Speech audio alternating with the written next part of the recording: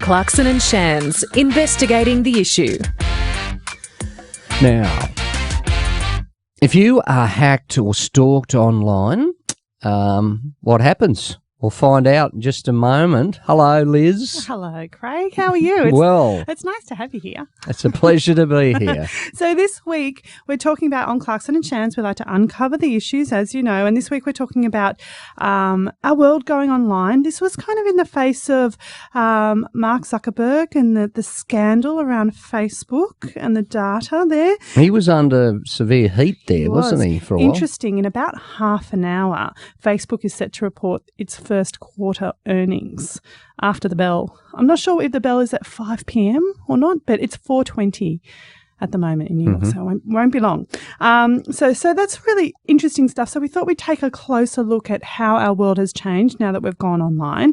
And I guess in the past it's been a difficult question. You asked about, if you're hacked or you're stalked online.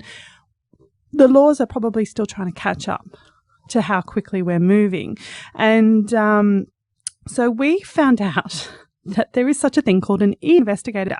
And I hadn't heard about him before, but there you go. So what does the job entail? 1233's Garth Russell, before he went on a little break, caught up with e-investigator Simon Smith and began by asking him what his job entails.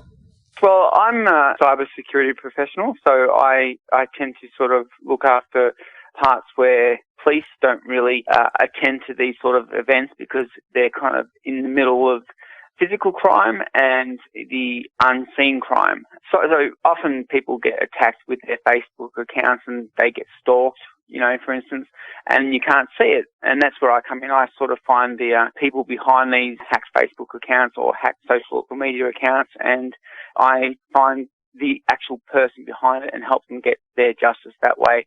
And then hopefully provide a brief of evidence to the police or to the person so that they can get their defamation case going or an intervention order or something like that. What do you make of the sort of people that are just troublemaking, these hackers that just seem to get some sort of, I presume, some sort of joy out of making people's lives difficult? Have you almost done a personality, sort of analysis on these sorts of people? Absolutely. I deal with them every day. Basically, there's a few different types.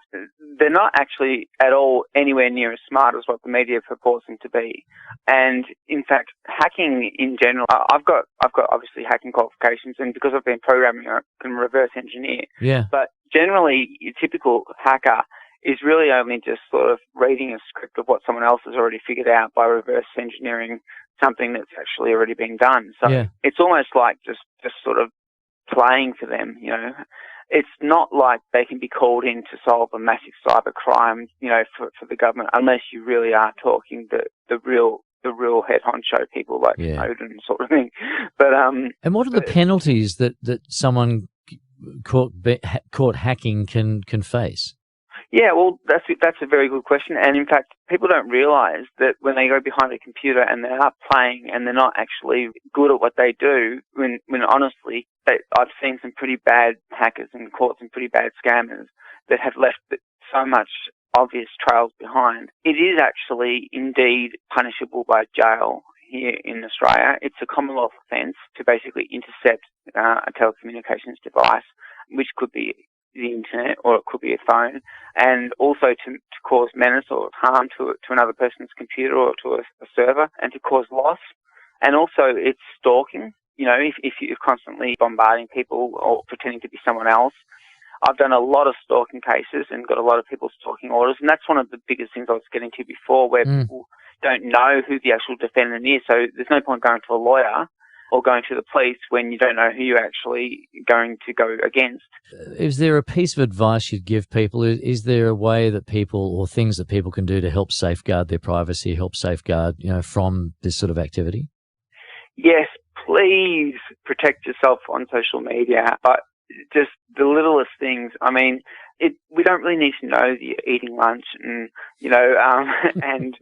and where you are, because, I mean, even if you don't try, honestly, your Apple devices and your Samsung devices are already telling private investigators and forensic investigators and Joe down the road really what you're doing. So you really just have to be very careful about what you make public on your profiles and what you're doing. how our world is changing. That's investigator Simon Smith talking to 1233's Garth Russell there about how crime is moving online and how we can, I guess protect Catch up. ourselves and catch up and make sure we're not doing the wrong thing and make sure somebody else isn't doing the wrong thing towards us. Yeah. Okay. So there you go. Thank you, Liz. Thank you. There's Liz Clarkson with another episode of Clarkson and Shands. We've got the news coming up very shortly at 6:30.